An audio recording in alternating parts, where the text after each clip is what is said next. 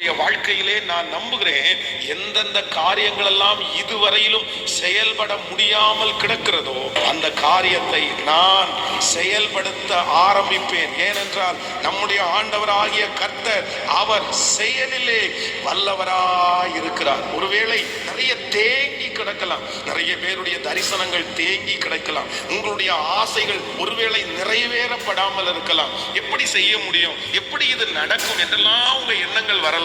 ஆனா ஆண்டவர் வாக்கு கொடுக்கிறார், இல்ல நான் என்ன பண்ணுவேன்னா செயல்படுகிற கர்த்தர்.